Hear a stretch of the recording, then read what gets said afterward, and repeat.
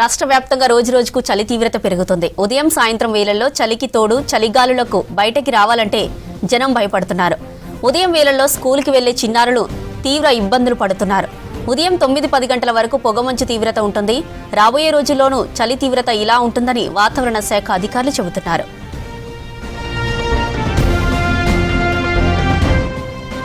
రైటిక హైదరాబాద్ లో చలి తీవ్రతపై మరింత సమాచారం మా ప్రతినిధి చంద్రశేఖర్ అందిస్తారు. Chandrashekar, over to you. రాష్ట్రం మొత్తం చలి పంజా విసురుతోంది.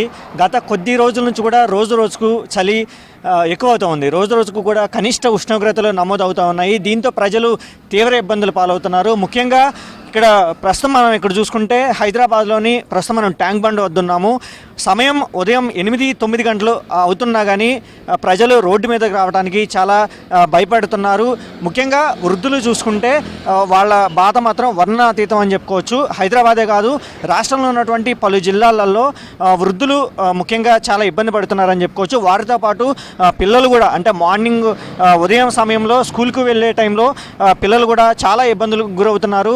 వాహనదారులు కూడా ఉదయం పూట రోడ్డు సరిగా కనపడక చాలా ఇబ్బంది పడుతున్నారు. ముఖ్యంగా ఎవరైతే ఉదయం పూట మార్నింగ్ 4:30 నుంచి 8:30 గంటల వరకు ఎవరైతే ప్రయాణం చేస్తారో రోడ్ల మీద, వాళ్ళు ముఖ్యంగా ఆ యొక్క వాహనాల హెడ్లైట్స్ ఆన్ చేసుకుని వెళ్ళాలి. ఎందుకంటే ఎదురుగా వచ్చేటువంటి వాహనాలు మనకి కనపడే పరిస్థితి లేదు కాబట్టి ఉదయం పూట ఈ హైదరాబాద్లో కావచ్చు, మిగతా ఇక్కడ హైవేలో కావచ్చు, వాహనాలు వెరీ హై స్పీడ్తో వస్తుంటాయి కాబట్టి వాహనదారులు ముఖ్యంగా జాగ్రత్తలు పాటించి ప్రయాణాలు చేయాలని ఇప్పటికే అధికారులు చూస్తున్నారు.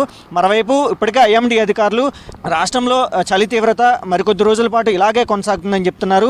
ఎందుకంటే రాష్ట్రంలో ఈశాన్య చలిగాలులు రాష్ట్ర వ్యాప్తంగా వీస్తుండటంతో రాష్ట్ర వ్యాప్తంగా కూడా చలి ఎక్కువగా కనపడుతూ ఉంది.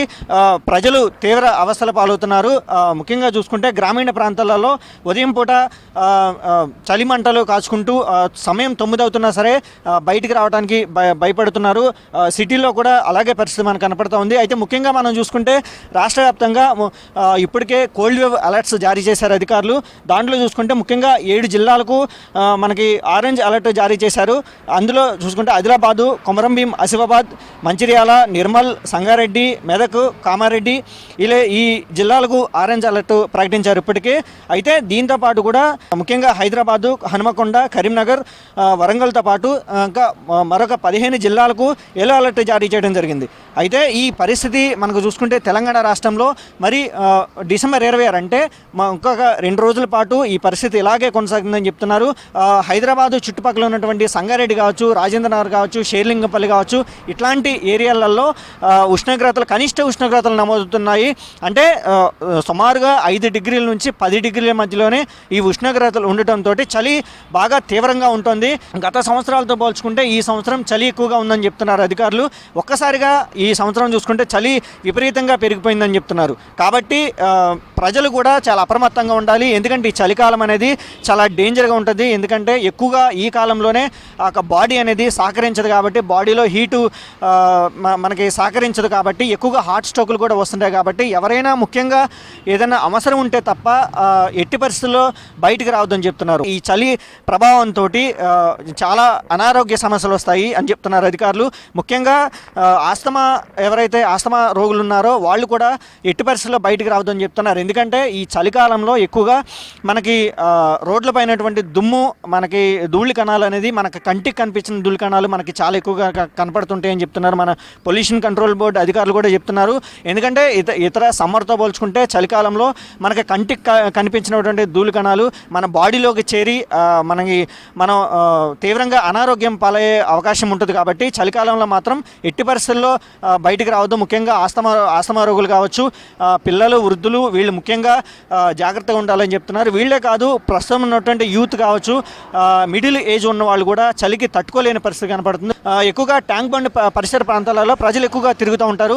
అట్లాంటి ట్యాంక్ బండ్ పరిసర ప్రాంతాల్లో కూడా ప్రజలు ఎక్కువగా మనకి కనిపించినటువంటి పరిస్థితి కనపడుతుంది. ఇదే కాదు, రాష్ట్ర వ్యాప్తంగా కూడా పరిస్థితి ఇట్లాగే ఉందని చెప్పుకోవచ్చు. గ్రామీణ ప్రాంతాలలో వృద్ధులైతే ఎన్ని చెద్దర్లు కప్పుకున్నా సరే వాళ్ళకి చలి ఆగిన పరిస్థితి, వాళ్ళ బాధ వర్ణనాతీతం అని చెప్పుకోవచ్చు. చలి ఎందుకు మరి గత సంవత్సరాలతో పోల్చుకుంటే ఈ సంవత్సరం బాగా ఎక్కువగా ఉంది కాబట్టి అధికారులు మాత్రం జాగ్రత్తలు పాటించాలని పదే పదే సూచిస్తున్నారు. ఎక్కువగా హార్ట్ స్ట్రోక్లు ఎక్కువ వచ్చే అవకాశం ఉంది కాబట్టి ఎట్టి పరిస్థితుల్లో కూడా అలర్ట్గా ఉండాలని చెప్తున్నారు. ఇప్పుడు ఇక్కడ వాకర్స్ కూడా మనకి హైదరాబాద్లో పలు ప్రాంతాలలో ఉదయం పూట వాకర్స్ తిరుగుతూ ఉంటారు. మార్నింగ్ ఎంప్లాయీస్ కావచ్చు, వాళ్ళు ఇట్లా ఎక్కువ జాగింగ్ చేస్తుంటారు, సైక్లింగ్ చేస్తుంటారు. వాళ్ళు కూడా ఈ చలి దెబ్బకి బయటికి రాలేని పరిస్థితి కనపడుతూ ఉంది. ఎండి అధికారులు చెప్పినటువంటి వివరాల ప్రకారం అయితే మరికొన్ని 2 రోజులు అంటే డిసెంబర్ 26 వరకు ఈ వాతావరణ పరిస్థితులు ఇలాగే చలి ఉంటుందని చెప్తున్నారు. కానీ పరిస్థితి చూస్తే మాత్రం మరికొద్ది రోజులు పరిస్థితి ఇట్లాగే ఉండే అవకాశం కనపడుతూ ఉంది. కాబట్టి ఎట్టి పరిస్థితుల్లో ప్రజలు అనారోగ్యాన్ని నెగ్లెక్ట్ చేయొద్దని అధికారులు సూచిస్తున్నారు. కెమెరామెన్ సంజయ్ తోటి, చంద్రశేఖర్, V6 న్యూస్, హైదరాబాద్.